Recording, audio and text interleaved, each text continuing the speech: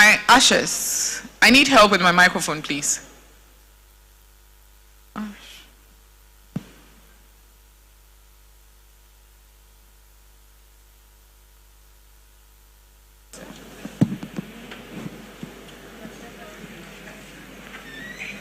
Thank you.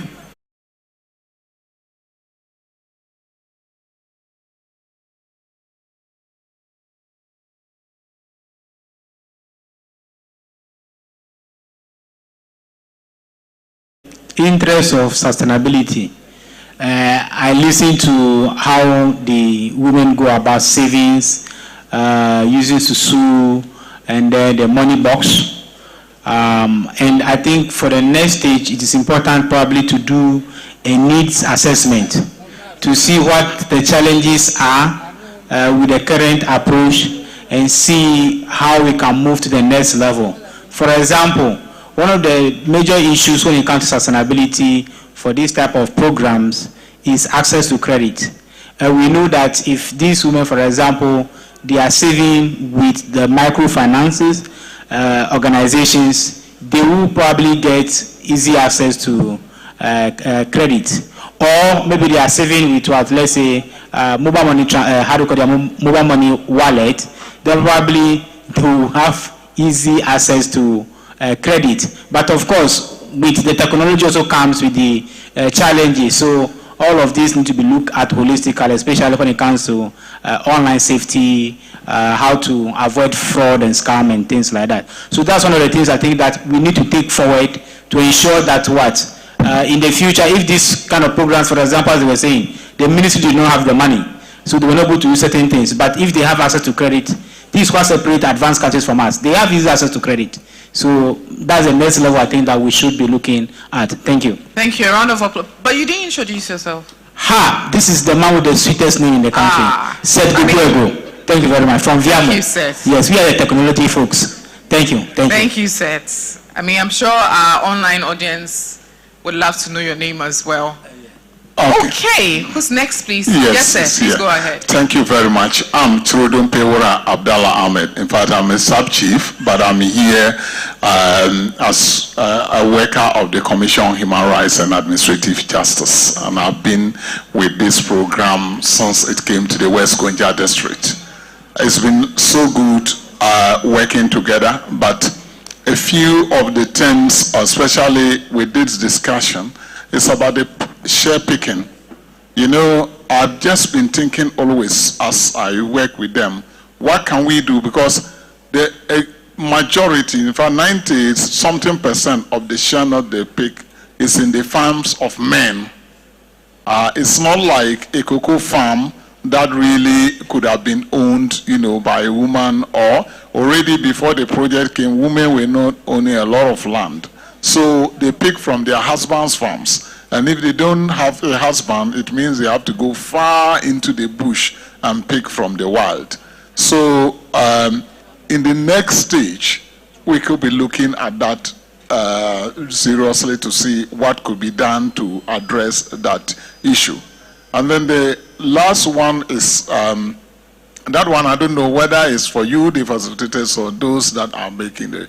I have noticed for my long with community and all those people that usually those who do the community work do not take some time to let the people know how to answer questions. This is a little bit challenging because you might have taken more than 15 years or 16 years to go to school. So you seem to understand that when they just ask the question, this is how you have to provide answers, and you can summarize by 1, 2, 3, 4, point 1, point 2, point 3, but they may have to give a whole story, and out of that you now come and select, you know, and sometimes it gets diluted. So it's just a reminder for those working with communities that as much as possible, when we are doing training, maybe they can factor some issues about how to address some of these things. They may know it quite all right, but the answer will not be satisfactory, and it will look like the fellow didn't understand. Thank you. Very much. Okay, there's a third hand. Let me take the lady, and then I'll come back to you when we have more time. We've had two gentlemen speak. I hope you understand. Okay, thank you so much. I just want to follow up with what Chief said concerning the share picking and then access to land. I think in our district, one of the chief has done so much for releasing 6 acres to the women for free for them to pick the share nut. So with that one, we want to say thank you to our chief, and we pray that it will extend to other communities. Thank you. One last person. The gentleman. Yes, thank you very much for this opportunity. My name is Jebun Osman Idris. I'm coming from Upper West Sisala West District as the Gender Desk Officer.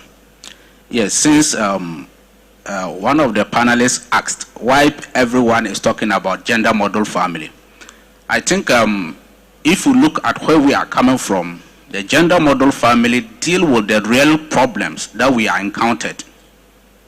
That is why the gender model family is gaining a lot of momentum. And if we want to deal this kind of inequalities that exist in our society, it means that we need to bring the men on board. Once the men come on board, then we are assured of the success of that project. Because if we check this inequality that exists, mostly is the men that are the beneficiaries. Sorry for my men, you understand. The men are the main beneficiaries of these inequalities that exist. So if we want to empower the women, it means that we have to bring our men on board, such that once the men buy into the idea, then we can be really assured that the project will be what? Sustained. Thank you very much. Round of applause for them. Thank you so much for your contributions as well.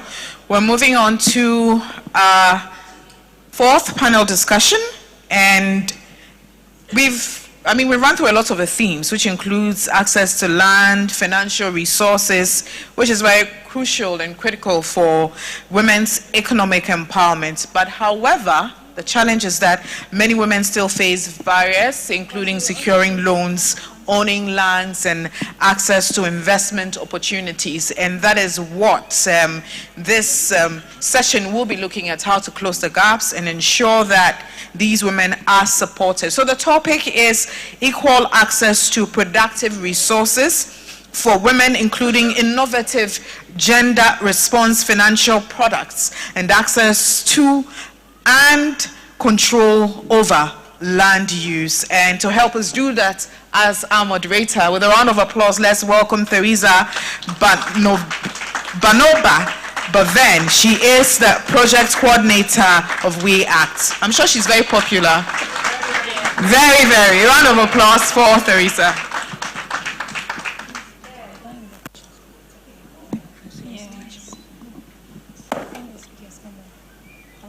Yeah, good afternoon to us all. I'm sure we had very good lunch. Sorry we had to rush you to come back, but we need to finish hard. So like already mentioned, my panelists are people that are very familiar with the project, including Chief. So we have Naya Basalang Panlana Isa Alansan.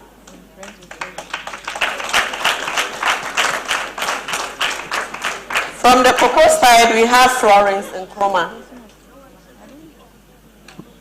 Florence Nkrumah. Wait, let them sit down. Let them sit down. From the government rep, we have Yaentry.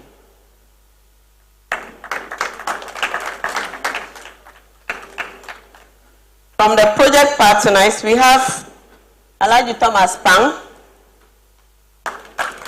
and Isa Husseini.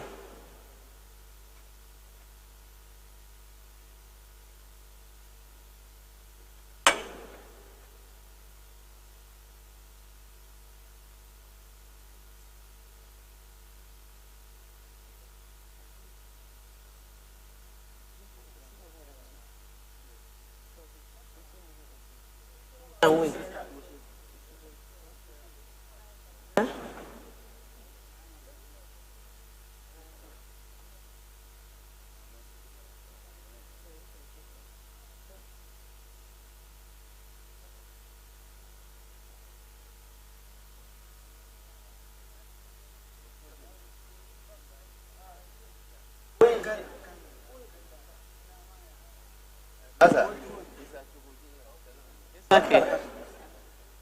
So the other one. All right. Thank you very much. So without much ado, I just keep the ball rolling. Yeah. So far we've been looking at other areas, and then I know a number of times we have also touched on access to land. This time we are going to dwell more on access to land and as well as finance. So let me start from Florence and Nkrumah. What's your phone?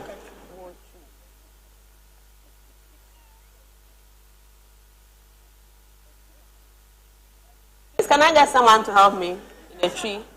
Shadrach.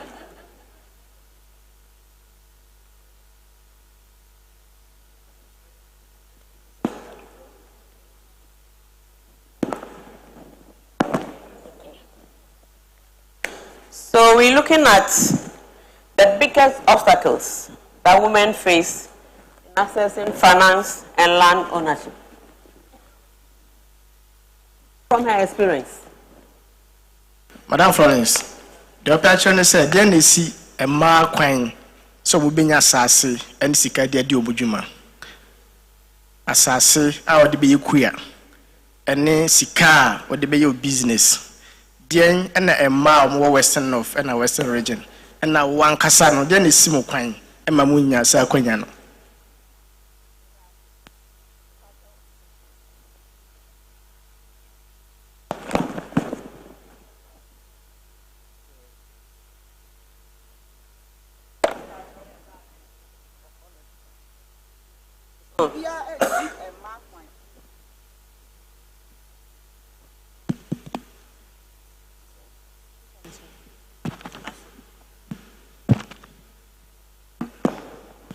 Me pacha obi bia ensi makwan se bi o yeto asase ana se ye wo yesika ya de top rot e de si ye dan first no na omokan ye e de hye se wo ye oba untimi ento asase e na wo beto kro gise wo ma be ma di wanim ansa na wato enso enkyerechire bi ba se ma ye hu se oba utimi to asase ana utimi to proto esi udan utimi to asase edo koku afuo utimi eto asase eye de wupe bia e ma ye wo ho kwan se ye sa enti bibia ensi ye kwan se ye wo yesika ye ntimi ento asase entimi emfa ensi ye dan ana ye ento asase enye ye koku afuo wase ye wo yesika kura ye betimi akoto koku afuo ana nye koku afuo kura asase ye betimi akoto edi ado koku afuo na ohuma ye hu se ye beto asase no ye nkratasem ehia se ye be ye nkratasem ye wetimi de akoye na nanom ho ama omo asan first no na esan se ye mmanti se ye koto asase no ye de kona nam ho ya na omo mpese omo san gi se on bia omo ka se kofre ukunu ana kofre obibra na enne de nkyerɛkyerɛ na aba no de yetimi de ko na nanom ho e ma na nanom so ete ase esan e de maye omo kyerɛkyerɛ ye kwan a ye be fa so ye to asase na kwan a ye be fa so a ye be ma aban ana ye be ma ohene a wo kro so asan amaye ada ache ye ho emma asembi omo kyerɛkyerɛ ni nyina nti ama se ye ma de ye ni akwansidie bi a esi ye kwan se ye ntimi ento asase nti ama se ye ma ye timi sori agina brane ye de be ma timi ye no emma nso ye timi ye. Okay. Can you hear from you, Sandra? Derek. What she's saying is that previously they had a challenge in accessing land and ownership, but because of the training of the land lab and then the other REACT trainings, we have equipped them, the women, they're able to stand, and then the education they had with the chiefs, the training have equipped the chief to also get access to the women have gotten access to land. So currently, previously when the woman goes to the chief to sign their document, usually they don't sign for them. They will ask them to bring their husband, who they think is the head of the family. But now because of the training, they are able to sign for them, and then the men are also engaged well. The chiefs are also engaged well in the training. So now they don't have any issues with land documentation and ownership. So what about access to land finance? Madam Lepacho, Osan Bisa say, Ebasika Semoa, Encaneno, or how Ben and I womb. React in church and so by a quan benso and a training so abua, Amaya Timiensa Cassica, Eddie Juma. Medase. Se say a son, church na bano. Amaya Sika Sem, se say a yepa. Me Florence, dear, Dabiami can say.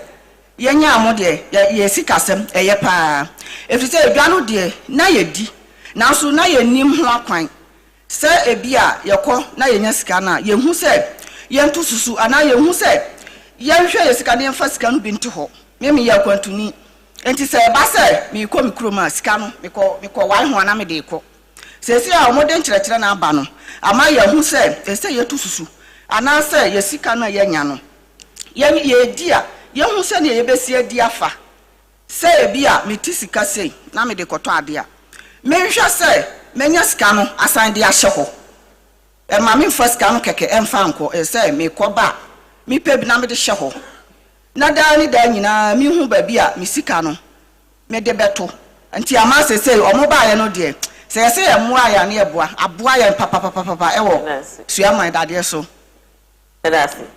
So she's saying that they used to have challenges with access to finance due to the initiative from the projects. They're able to save, and then from their savings, they're able to access money for the other business activities. Okay, I saw that in Yablane, I'm not getting any more. Chief of Salam Kwan, you are nodding your head. I'm sure you have something to add in terms of the obstacles or the barriers that affects women's access to land.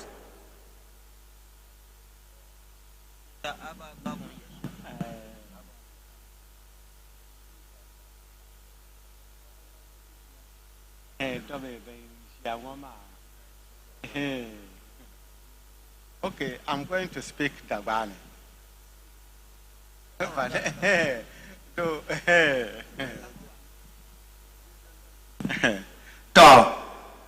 So what does the nang to vian yala canang to yasum no so do no so piale tanjande lango share tension wo to me lala ishi share tension wo kaso won ya de psilgo kaso won mi la yan ya de bago da dai she zo din chan yala ma yala tam psilgale de culpare yuma a yob sang chang yuma no so katalan le sanjande tetang pas sanjande gana lola kam puntu pang bambang mpige sanjande gender equality ngo tammi nye dinyable nyala do min pa be yele jago de fialam ni nya sham sanjande do mine opa sanjan no bi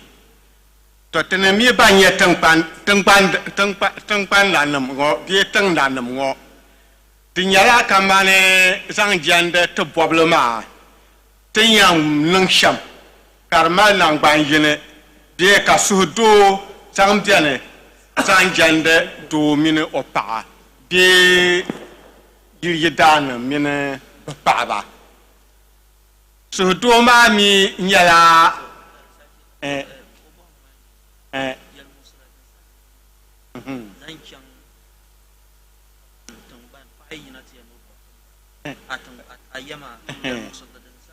Enten kan yarna kamana enten kan yarna kamana to ye to mosra shel dem ye biane sanjande tetang barama sanjande ta no do sanjande bo lebon some sanjande kwapolo rama te ye to mosra pam wakati shele ama gender equality one kana pompon wo de ye to mosra ma nti hade yaya kafre domi ni yɛllir yiɣiya ka furi maa nyɛla pumpɔŋɔ shawara yi pa be doo mini o paɣa sunsuuni zaŋ jɛndi biɛhigu maligu hali di nyɛla biɛn paɣa ŋɔ yɛn kɔmi tingbani tibu di ka yɛtɔɣa muɣisira zaŋ jɛndi lala kɔbu ŋɔ bee tingbani ŋɔ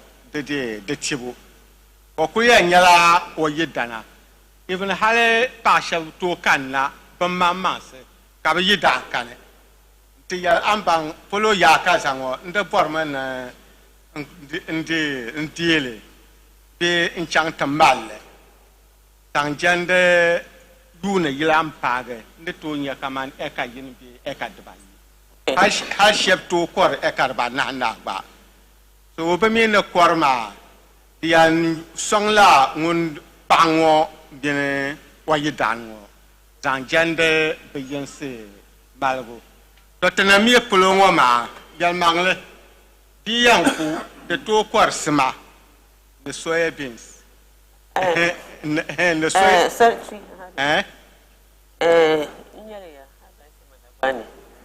Papa, bo yɛli muɣusim bini bin bɔra tingbani.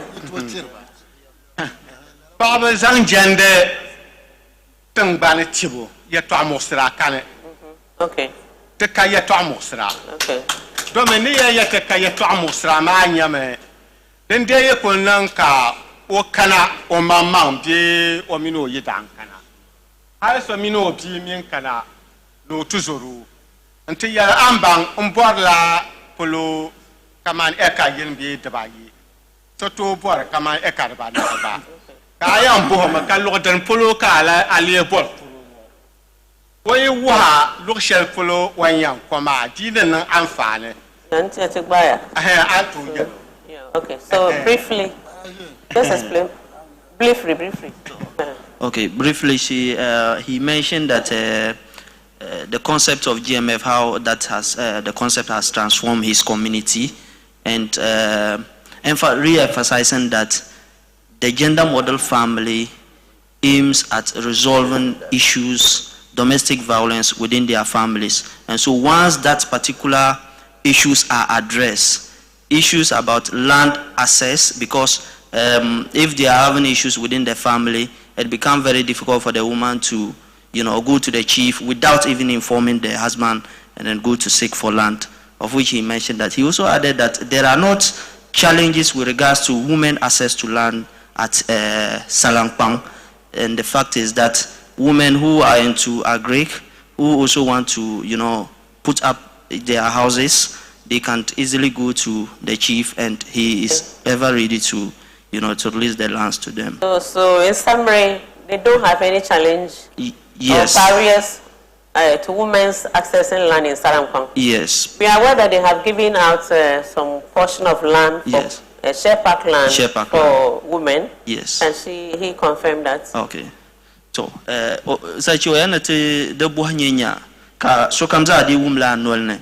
Zan chang yin da ti paɣaba maa tingbani ni bi pihiri kpihila ka n tuulan zaŋli kubu ka ta shɛli ban paɣaba ŋɔ ni bɔra a mi la tingbani maa a miri yɛla bi. And what informed their decision to give it? Na din sani dali din ni lan n tahana ka a tiba lala tingbani maa.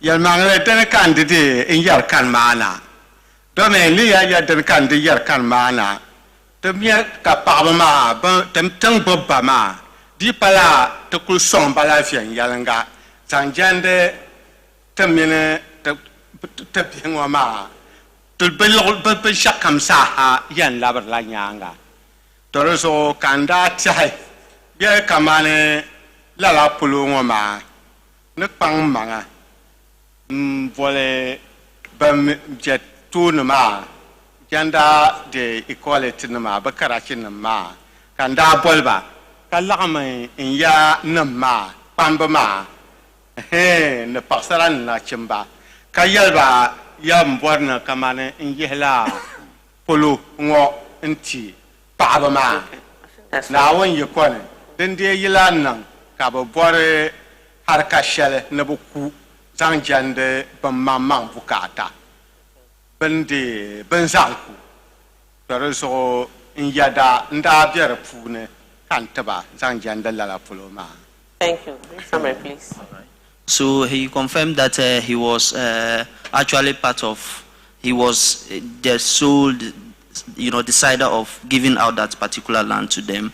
And he also added that in conjunction with his elders in the community, they sat together simply because they, after getting the concept, they understand that women are really being left behind. So there is the need for them to, also do something that would, in a way, impact on them economically. So he decided to give out the land. Thank you.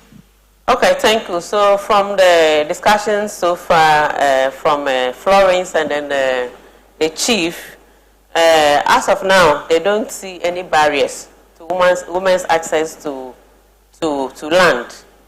I think what hasn't come out clearly is the access to finance. But I think Florence touched on that one, that because of the training that they have received, they now know how to manage their finances better.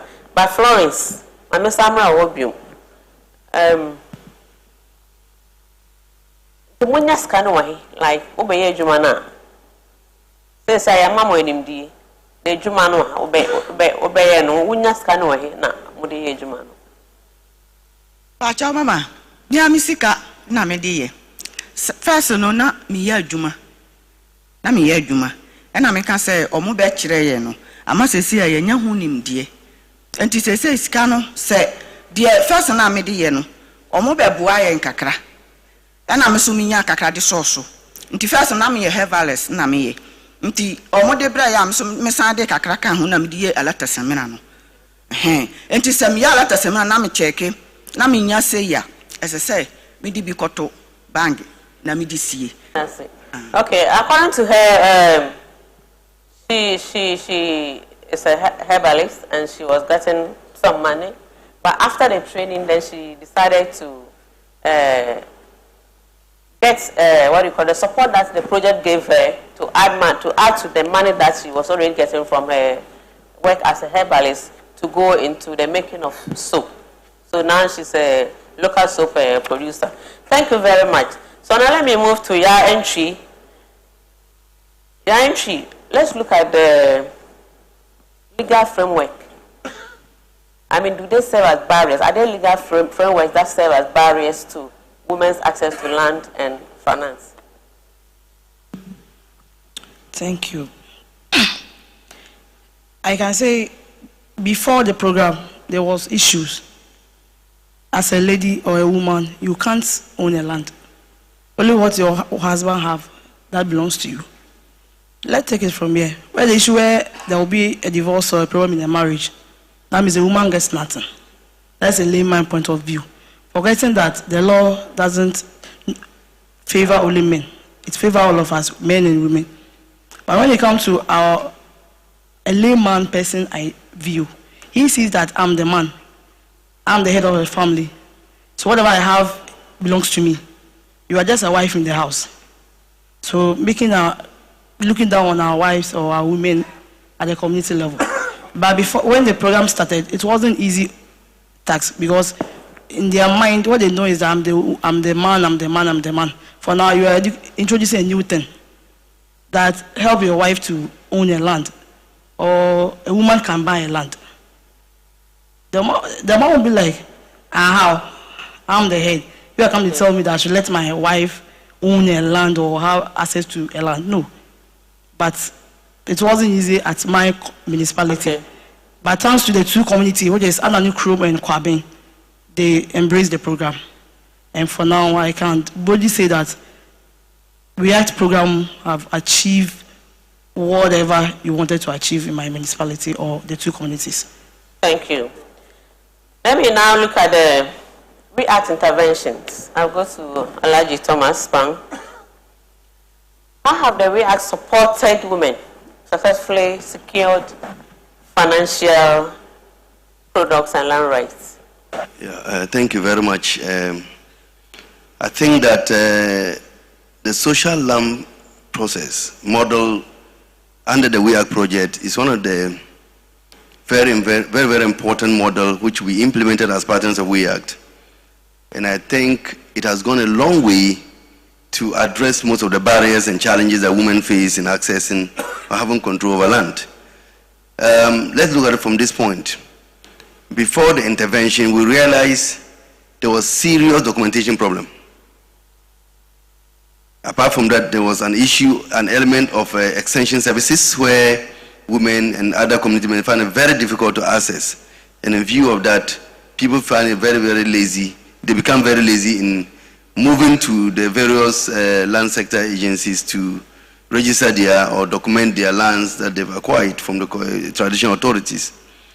We also had an element of that gap between communities and the land sector agencies where, for instance, you go to Bunglung or Diari, you can find, or even at the district level, you can hardly find some of the, maybe land commission having an office there, apart from the fiscal planning department that you can have there. So it has become difficult for people to move from Bunglung or Diari to Tamale, where they have to go to Lands Commission office to register their lands. And sometimes even getting there, because of other illiteracy and other things, people even abuse them. Then they fall into the hands of the wrong people. And little do we know that even some of our chiefs and traditional authorities, are not even conversant with the various laws and laws governing land issues. And I tell you, because of this social land model we implemented, most of us even seated here, it was an opportunity for us to learn. In this room, it will mean to ask ourselves questions as to, for us, even as people who are illiterate, to take us through land documentation process. You realize that we find ourselves wanting. Sometimes we think we know, but we don't, because I learned a lot when we engage the various land sector agencies in the communities. So one, we are able to engage the traditional authorities during the implementation process. And then so much issues came up. Under the land lab, the lab also brought together various stakeholders from the various land sector agencies. Talk about the Lands Commission, the Stuland, our academic institutions, and what have you. They all came together, and then they formed the members of the land lab. And a lot of work was done because we had to go to the community to do some kind of neat assessment to be able to document the challenges, the barriers that confront these women in accessing land, and then of course, some of the pain points that the women go through in accessing land or documenting land and all those things. And after that, we engage the women and the traditional authorities to see whether all these pain points and needs that we have, challenges that we have identified, were things actually, confronting them or worrying them. And then all these things were done. And after that, in our implementation process, we engaged the land sector agencies with the traditional authorities. Much education and sensitization was done at that level. We'll equally engage them with the communities and then the women and even the men. And then a lot of education, sensitization, were carried out at that level. And we also sort of bridge the gap, trying to bring those people close to their doorstep. Currently, if you go to Savelugu, you just move to the Savelugu District Assembly, and then the Fiscal Planning Department reps are always ready to give them that service. And when they meet them, they now know how much and what steps I need to take in documenting my land, which is a big achievement for us at that level. To the extent that we have to negotiate for them to even reduce their rate at that level. If they are to make a site plan for you and what have you, the amount that they will charge any other ordinary person has been reduced. They've given them some discounted deals, and the women know. And then they feel very, very comfortable in moving to those departments to do those things. Social and then other cultural barriers are equally worrying them. You see, when chiefs spoke and then my dear sister also spoke, you realize that we all seem to talk about, women could access land, they could go to the chief to register. But I tell you, it is not easy for a woman at that level to move to the chief to ask for a land. Sometimes you are attacked and you are seen as the way they will even look at you, and sometimes you're not even given the best of a piece of land. even if you want to do any kind of farming activity. They'll give you a land that is not fertile or that you cannot make anything from it, you know. But moving with a husband or a male person from your family helps. But you see, we identify something in that particular practice. It also serves as a kind of security for the women. Some of them, if you have not registered it, anybody could come in there and try to mishandle or, you know, take control or take over your land. But I tell you, that also serves as a security. So to an extent, it's not everything that we saw that it was negative or a bad practice by going to the chief with a man if you need a land to register. Sometimes it serves as a security for them. And I think that we had a lot of evidences and testimony from most of the women that when they went with them, things were okay for them. But now, because of the community engagement, women are very, very free, and the chiefs are even readily available to welcome them and to support them in doing whatever at all they need to do with respect to land documentation. Okay, okay. Let me just add this. So, can you give us 2 lessons you have drawn from this? That negotiation with the chiefs and with the assemblies to be able to give special concession for women who want to have access to land. Thank you.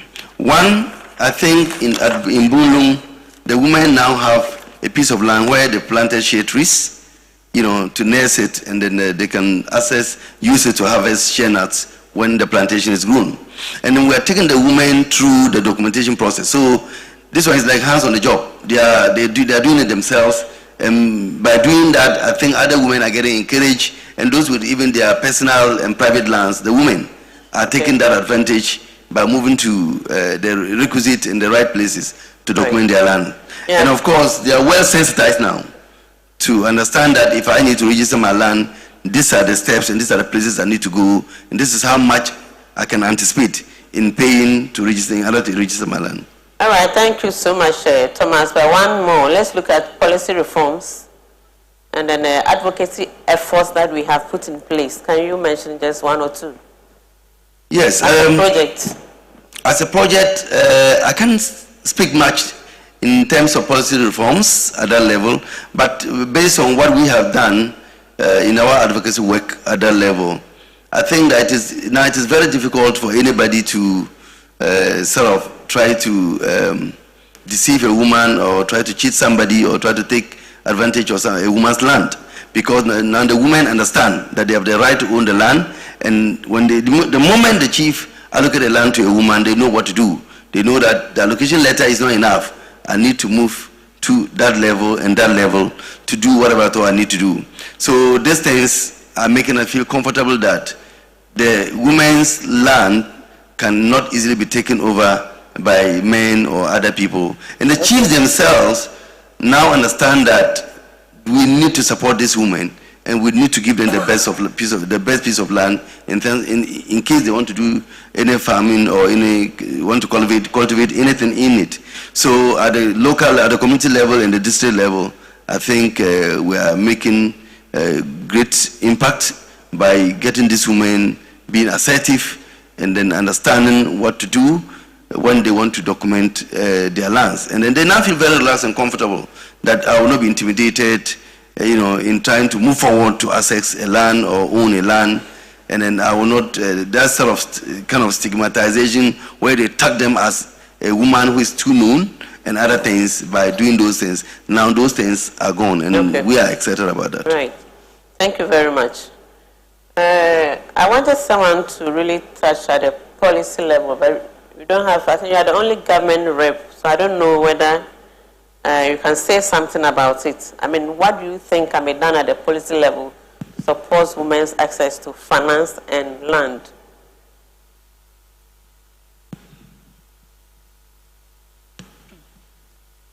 At your district assembly level?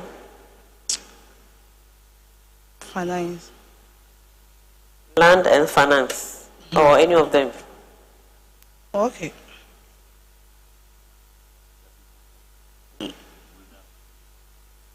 Yeah, well, that is there. Can you help us? Okay, we'll come. Let's finish and then we'll come to you. Well, that will support this. But let's look at the role of the community and the private sector.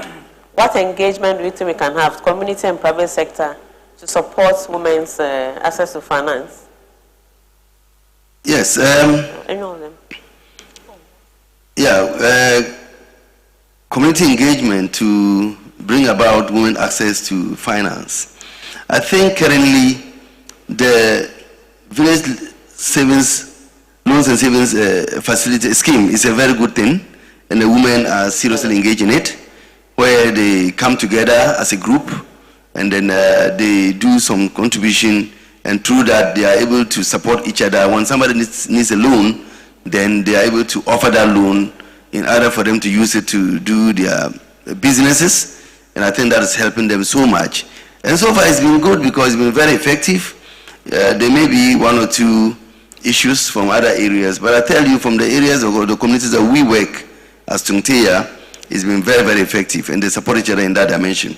Then also, we are encouraging them to try to advance or expand their own businesses that they do, because most of the financial schemes that we have around, the interest rates are so high that the women are unable to access. Some of them are killer loans that they take, and we don't just even encourage them to do it. So for now, coming together to do that sort of savings, expanding their own businesses and what have you. And as we have, some of them will testify, and I think Safura from Bunglung's, mentioned it. The booth that Tungteya is currently having at the exhibition center there, all those products are for Safura from Bunglung, which is good. She has been able to expand her business, and then she's able to make her money. From it, she can save and then buy her own land, get it registered. Thank you. Yeah, thank you. So my final question goes to Isa Hussaini. I know that you have the VSLA groups in almost all your communities. Yes. And they are doing so well. So what level can you take this to? We are looking at the future with financial institutions. To be able to engage women who are in the VSLA groups to be able to raise their finance, because we know that what they are getting from the VSLA is not enough to be able to expand their businesses. So how can we bring the financial institutions to work with them to be able to give them substantive amount, substantial amount? All right, thank you very much for the opportunity. I think the whole issue, most of the time, the financial institutions are drawing back simply because of the fact that the women are not able to come out with collateral. And so for one to be able to, support women and also see the way to accelerate their access to this financial credit is for them to have a functional cooperative groups. It should be a functional registered one where they come together as a cooperative, use their registration certification to kind of, present that as collateral. Because we all understand that the rural women, most of the time, do not have any, quite costly assets that they can. Briefly, what plans do you have? I know you have a lot of cooperatives who are engaged in the VSLA. Yes. So what plans do you have linking them with the financial institutions? Okay, so the plan is that we will build their capacity on how to manage their cooperatives effectively, so that they will be able to access loans through this their cooperatives. All right. Yeah. Okay. Thank you. You want to add something to it? Okay. Come. I'll add more. Okay, really short. Very good. Okay, for the financing side for our women, as he said that we have cooperatives in the areas, in the urban or rural areas. The cooperatives means that the women, they are in groups. One group may be about 25 women or 20 women. Then they will bring a small box with, that's a VSLA you are talking with about. 3 keys. Yes, we understand the VSLA. I was looking at the link. So their contribution, if they contribute and it comes to support and someone wants support from the box, then they will engage one another and give them some money for the purpose of the woman. But for me, what I will suggest, there are cooperatives boxes. If we go back, we will suggest we will sit with one another and help them in their boxes. Though some people, some communities or some individuals came to visit our place, my place. When they came and visit, they are engaging their women. If they engage their women, then they will help them some money to put in the boxes. If they are going to open their box, then they will share, then they will add it to their profit money, and it will help them. Thank you very much. So we hope you pursue it when you get back. Thank you. So she wants to add something briefly. Well, in my community, we've met with the two communities, that is the Anani Krome and Kwabe, and we've educated them on how to register their business. After that, we will let them be at the BAC office, because most of the time they have help from there in financial. They help them, so that's so far we've done with them. That's the Business Advisory Center. All right. Thank you very much.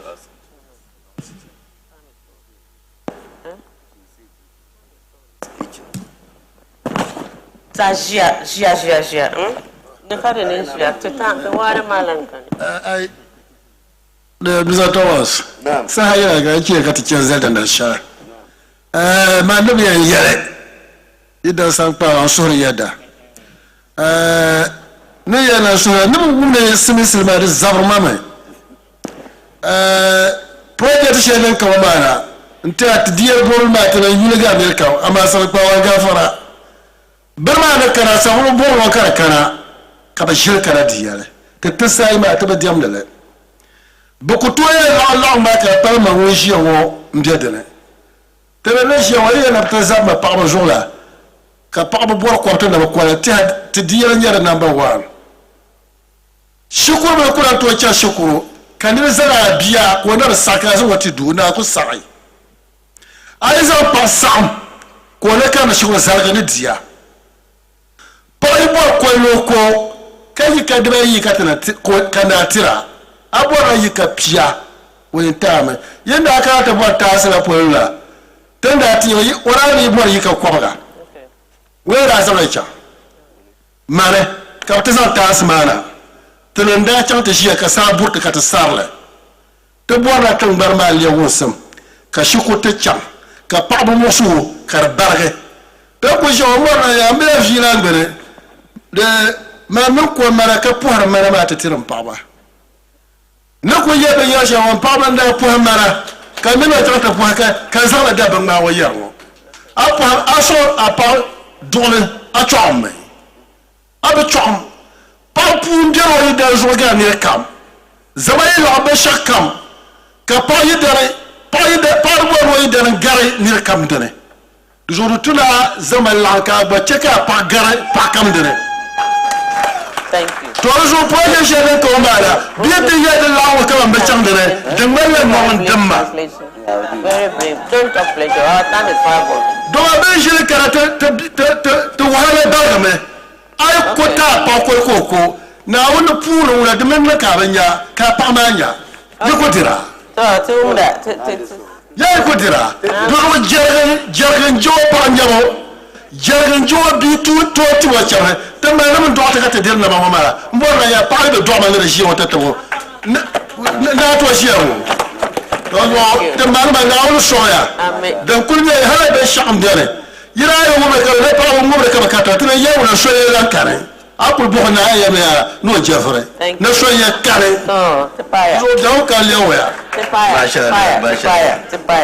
Just briefly, he has said a lot, but briefly, one, he's saying that when they talked about giving land to women for cultivation, for them from DRA, he's one of the chief sub-chiefs from DRA community in the northern region of Ghana.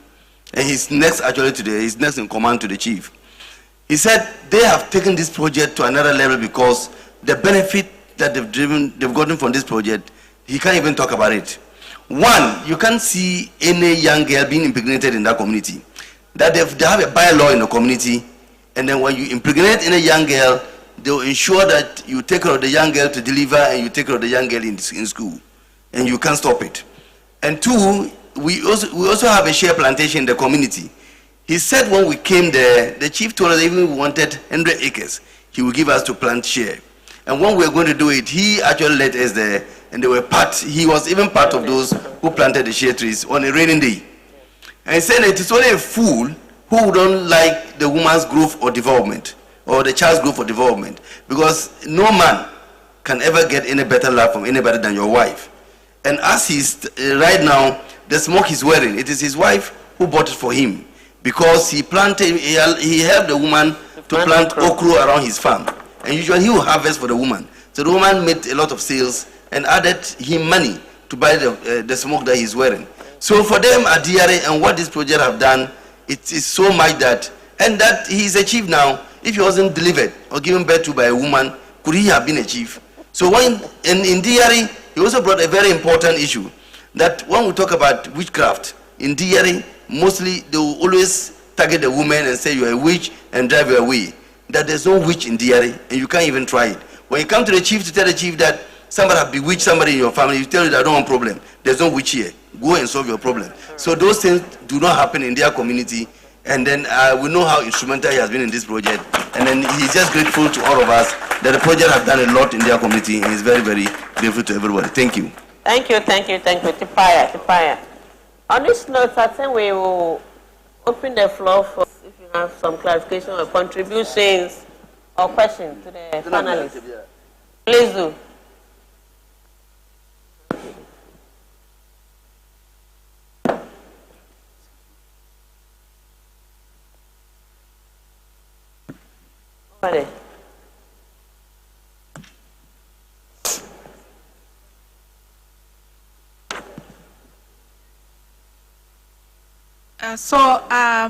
Thank you for the opportunity. My own is not a question.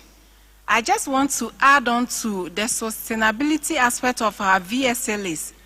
Madam was asking, how do we make sure that through the VSLAs, our women are able to get the kind of financial assistance they want? And so I would like to share that on our side, Agric Department, we work closely with the VSLA groups as our farmer-based organizations. And so we link them to input suppliers and link them to the financial institutions based on the interest they give them. And we try to also lobby for the interest to be reduced or subsidized by other projects that are in our district.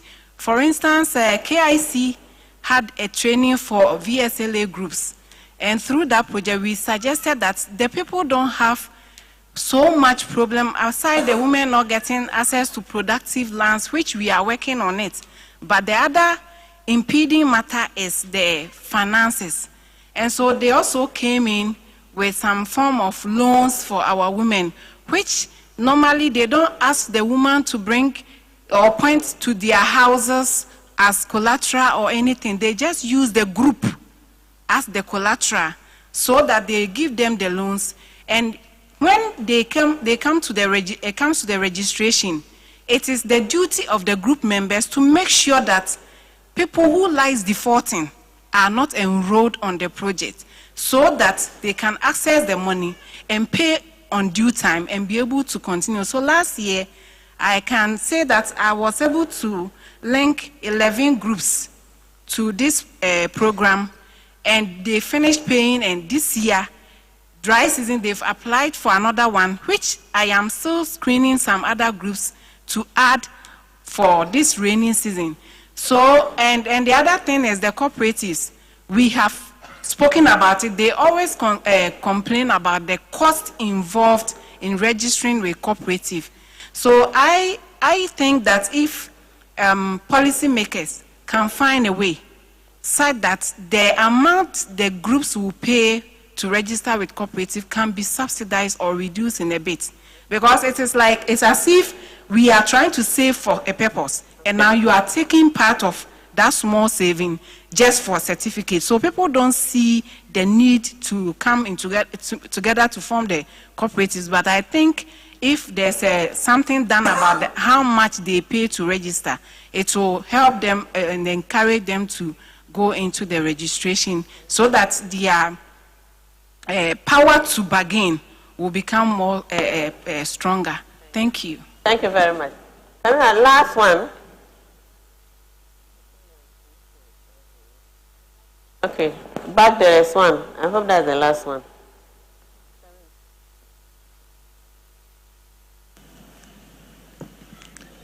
Thank you very much. I just want to make it clear to Madam that the cooperatives that the WIAD project is working with, basically all of them have been registered with Registrar General, so they have the certificate of registration. So any partner or private sector you want to link them to, I think they are available for that because they've qualified, and they are also into this Village and Service Loans Association. And they are doing contributions every week. So as you said, their VSLA boxes or groups can be used as collateral for the assessing loan. And then as a result of this project, though their contribution was small initially, but now they contribute a lot in terms of the village savings and loans. So it gives them a guarantee in order to access higher loans when they are in need of it. So it's a very, let's say, good initiative for them to use. Even when the project is no more, they can leverage on it to get more loans from the financial institutions. Thank you so much. So, panelists, thanks so well. Contributed a lot. Na yaba palampan lana tepaya. So Florence, that's it. Yainchi, thank you. Alaji Tom, thank you. Isa, thank you so much. Okay, so yeah,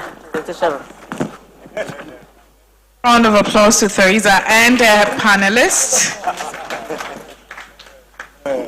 We say we're grateful and we've learned so much, knowing that land and financial access remain key areas where gender disparities persist. And we need to do more in terms of interventions and also policy reforms when it comes to that. We're continuing our session and we're looking at innovations in economic empowerment, lessons from WIAD. And I'd like to take your thoughts on sustainability strategies for policy, advocacy, and institutional support, funding and investments in women-led businesses, technology and innovation in value chains. So I would want to have two gentlemen and then two ladies, and after that we can possibly do another round. That's if we have enough time. There was a lady who raised her hand early on, and I told you I'll get back to you. Are you ready to talk now? I can see you smiling. Are you ready? Or I should move to someone else and come back? Okay. So I want to pick your thoughts, or generally, on what we've shared so far. Anyone? Do I personally go around? Okay, we have one in front here. A round of applause for him, please. Okay, so thank you very much. If we are looking at the institutional support, that's what I want to look at. Mostly the institutions, just like they said, the District Assembly is more or less like the mother institution of all institutions within the assembly. And so whatever work that is being done by non-governmental organizations or other government agencies are doing so on behalf of the assembly. So one of the things is to, so long as the assembly have their gender desk officers mostly, on the program, they are encouraged to do more to get the assemblies really involved in this, because what they would have been doing has been reduced to a certain extent. Even if the project does not get external funding, it is expected, just like was said by the gender desk of West Gonja, that the assembly would be able to say, okay, we allocate this amount, no matter how small it is. I'm sure when other non-governmental organizations come in and they realize that assembly is already working in that direction, then they are more encouraged to add more or to what already was there to get the work done. Then the other institutions like the social welfare, the police, the Commission on Human Rights and the rest also who have worked with should not hang their boots and say nothing is coming to them again. They have already established relationship and linkage with some people in the communities. And I think it helps a lot because those people are able to, communities are in such a way that when they trust somebody, they keep trusting the person. So whether there is the specific project or not, so long as they trust them, they will be the link people, and then the institutions, instead of going to even carry education in the area, the people are already there for that. Or when they get there to do education, organizations become very simple for them. So the institutions can leverage on that and get their work done very well. Thank you very much. A round of applause. Anyone? Any other hand up? Okay. Yes, thank you very much. I think when it comes to sustainability, we in Sisala West, I think we are adapting the GMF model, which we have selected about 5 communities. And actually, we have done the sensitization. The unfortunate thing is that it was actually sponsored by Ring 2, Resilience in Northern Ghana, and the USAID funding. As we all know what is happening now. So we are actually looking for alternative funding to continue with the project, which we are already working on. So I'll use this opportunity once again to appeal to our partners to find means and ways that we can get more funding to continue with this project. Because if you are to talk about this project, the impact, I think they will break us here. Thank you very much. Thank you. Do we have a female? Awesome.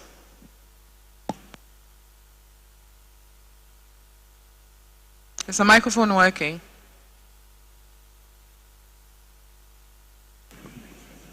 Thank you very much for this great opportunity again. I will start by saying I'm appealing that our top officials will appeal to the NDPC, because the assemblies, we are starting our medium-term development plan, which is the 2025 to 2029 medium-term development plan. So if the project directors, the gender directors will appeal to NDPC so that they will incorporate it into the guidelines, so that every assembly, not only the donor partner assemblies, the partner assemblies, but every assembly in Ghana can also incorporate it into their medium-term development plan. I think the project will be a bit sustainable, and every community and every district in the country will have a fair cake. Thank you. One last female. Anyone?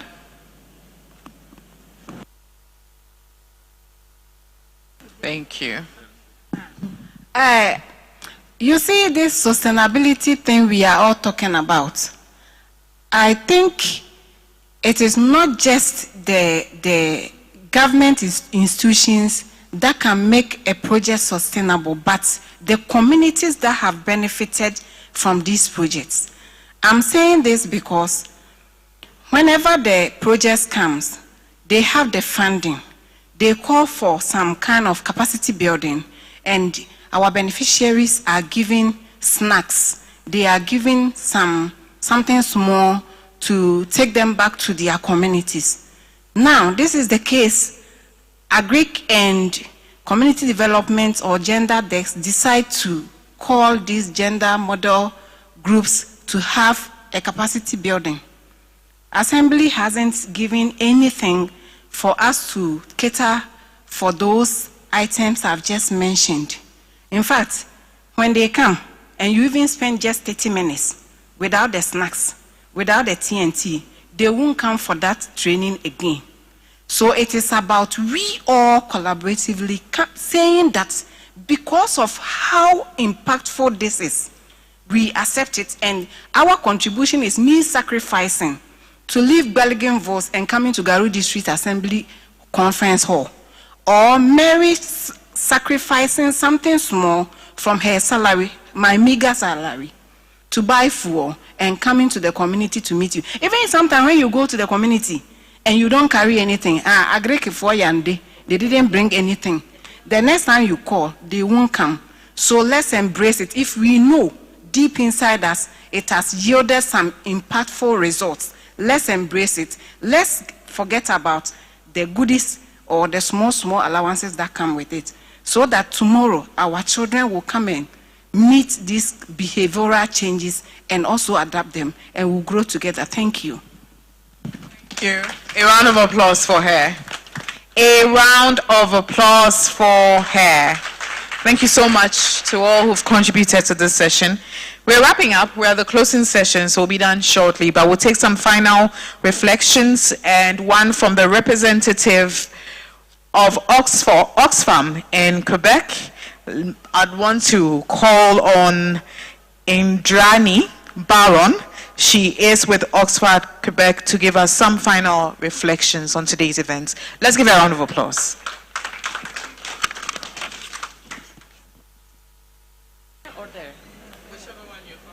But I'm sure the cameramen would love to have you here.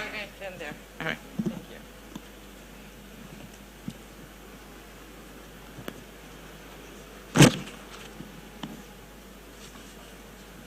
Thank you, everyone. We're finalizing the activities of WeAct, the Economic Advancement for Collective Transformation. And here I would like to stress the fact of collective effort that this project has represented. I'm here in the name of Oxfam Quebec, based in Montreal, and we would like to thank all the people that participate in this project. This morning, our poet reminded us that women's dreams and girls' dreams should not be that expensive. So I'm really glad to be here and to be present of the Oxfam in Ghana team, that they have accomplished a lot of things with our partners. Each one of you, dear partners, we thank you from the bottom of our heart. So from our part, we know and we recognize that this is an effort that is not ending here, that we are trying to fight either for their project, either for their opportunities, but that the results and the impacts that we have today, they have to be sustained. So in the meanwhile, I invite you, all of you, to continue the working, to compete with the network, to continue to find the places in which you can do this change. So, as I said, we only want to say really thank you for all the effort. Thank you so much. Let's appreciate her.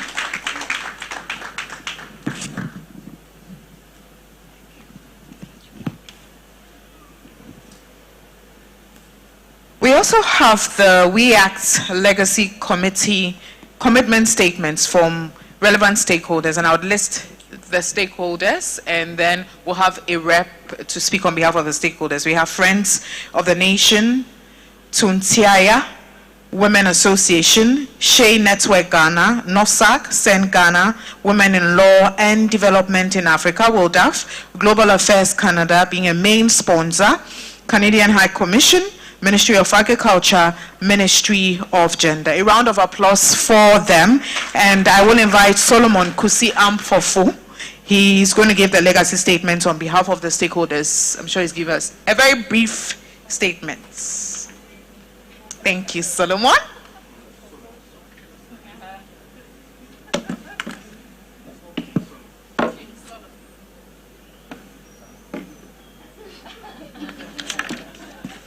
So thank you very much.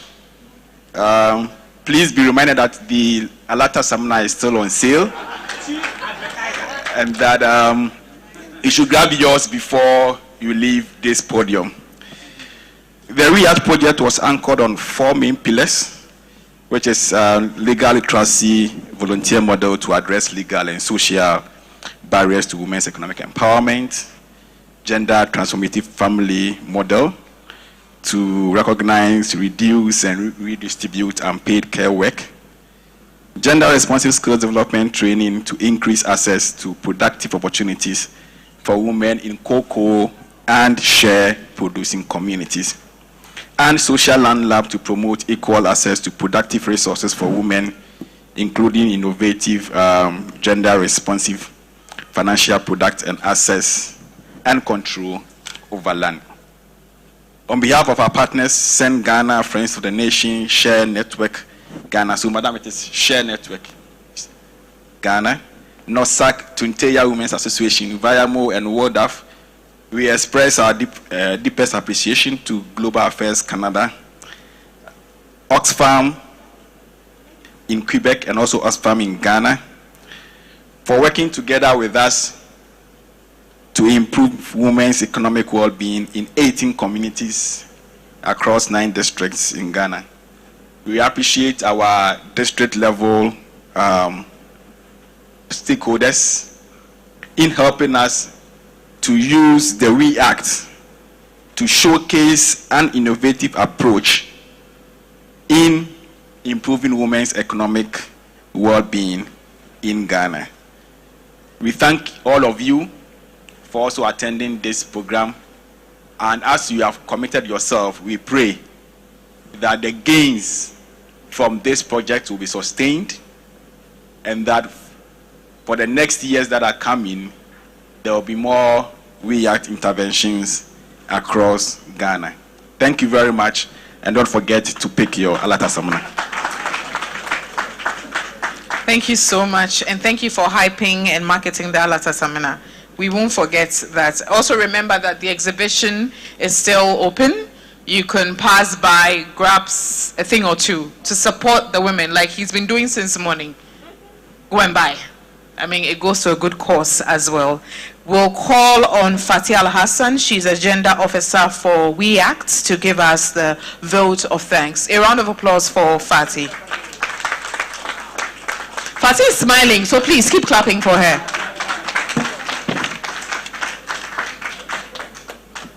Thank you. Please, let's be on our feet, if you can. We have been sitting for about 2 hours, so I want us to be on our feet. And let's clap for ourselves. Let's clap for ourselves. Thank you very much. Please, you can sit down. No, I don't want to stress you so much. So, all protocol observed. On behalf of Oxfam in Ghana leadership, I want to say a very big thank you to the Canadian High Commission and Global Affairs Canada, because it's from them that we had this project. So we want to say thank you to them. And they did not only give us the money, but they were actively involved. Through their support, IWIC was formed because this is a partnership or consortium of 4 projects. So IWIC was up and working, and they were very actively involved. They went to the communities to see exactly what was happening, and then they encouraged us. So thank you very much to Canadian High Commission and then to Global Affairs Canada. I will also want to thank Oxfam Quebec and Oxfam in Ghana. They have worked so hard to make sure that whatever they needed to put together in terms of the proposal, without the proposal we won't have the project. So they work so hard, and those of us who have been involved in proposal development, we know what is involved in it. Someone mentioned that this thing started 2 or 3 years before actually 2020 when the project started. And some people spent sleepless nights working so hard, going back and forth to make sure that everything was in place for this project to take off. So for those who worked hard behind the scenes, you know yourselves, I don't want to mention names now, but just say thank you very much for all that you did to make sure that We Act came intervene. Thank you. We want to thank our project steering committee members. They are from the Government of Ghana Ministry of Gender and Ministry of Agric. They have been with us all through. Every year we have the project steering committee meeting, and not one did they miss. I remember one time one of them was outside the country, and she still participated in it online. This shows the level of commitment that they had in this project. So to our project steering committee members, we want to say thank you to you for your interest and for your support from the government to make sure that we had the government backing for the project. Thank you. We will want to thank our IWIC members, Plant Ghana, Alinea Foundation, WINOF, and then WUSC. We met together at least once or twice a year to share what we were doing, and it was a very nice time meeting together. Though we did different things under the Women Economic Empowerment Program, we still had a lot to celebrate whenever we met. So thank you, Nancy, and the others who worked hard in the IWIC group. We have our chiefs and queen mothers, religious and traditional leaders, and we thank you very much. This innovation, I must say, is one of a kind. And we needed the support of these people to make sure that it will work in the communities. And I can dare say that in 18 communities where we have worked, each of these traditional leaders, religious leaders, have been part of it from the beginning. They have held the banner high. And today, as we draw the curtain to a close, we want to say thank you very much for your support. We are praying that you will continue. You will not say, as we've been reminding you, that the project is ended, everything comes to a close, but you continue to support the cause of the women economic empowerment. Of course, our project partners, you have demonstrated a lot of commitment, because it's one thing having the proposal, it's one thing having the activities so nicely written, but you demonstrated a lot of commitment, and so for some of us who were working on the project, we could really feel it for you. When we call you at any time, a weekend, 9 p.m., you are always there to attend. So thank you for your commitment. You've really worked hard to make We Act a great, great, great success. So thank you. For our community members, we don't even know what to say to you. You embraced the project, and you worked so hard with it. As pioneers, it wasn't easy. Some of you men, the kind of names they called you in the communities, you didn't care. You worked so hard, and now you are the envy of many in the community. So thank you very much for all that you did to make sure that We Act became something good. For our mothers, you have been great. For this pioneering work you have done, you have been so great with it, working and pulling other women alongside to make sure that the project is succeeding. So thank you very much. And you have even come here, leaving your work behind. Some of you traveled 2 days to get here from Garu. It's not easy coming, and we know the territories that you had to cross. You came all the way to Accra to support this program. We want to say thank you to you, and we really appreciate your presence here and all that you have done in the past 5 years for this project. Our project partners, again, I want to say thank you for the way you have held the project to the end. We still have our reports to do, and we know that even though we are done today, you will still support us to the end, and with the hope that something great again will come our way. Of course, our media partners. Today, everybody in Ghana and beyond know of We Act, and it's because of our media partners. Some of you, we came to you at the very last hour, but you left whatever appointments you had to be here. So thank you, thank you, thank you. And from our communities where all this great work has come, I want to say Asankusu, I want to say Tepuyapam, and I want to say Medasi. Thank you.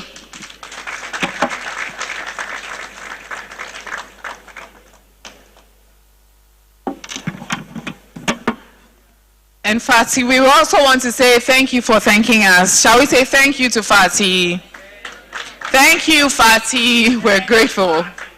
All right, so all too soon, we've come to the end of today's program. Now, the call to action is that while today marks the official closure of the We Act projects, the journey for women's economic empowerment continues. And we encourage all stakeholders to sustain the momentum and advocate for policies that uplift women. Do we promise to do that? Do we promise to do that? I can't hear you. One last time. Do we promise to do that? All right. So on the back of what Fasi said, today's discussions wouldn't have happened without the possible inputs and contributions from our incredible speakers and panelists for their expertise and dedication. And we want to say a very big thank you as we officially close. Thank you all for being a part of this journey, and let's continue to work together for an inclusive economic growth, particularly for women, which translates to even the younger girls we have in our society as well. I am Wendy Lai, and thank you so much for making time today. I've been your MC for today's event. Thank you, and enjoy the rest of your evening. Safe travels to those traveling as well.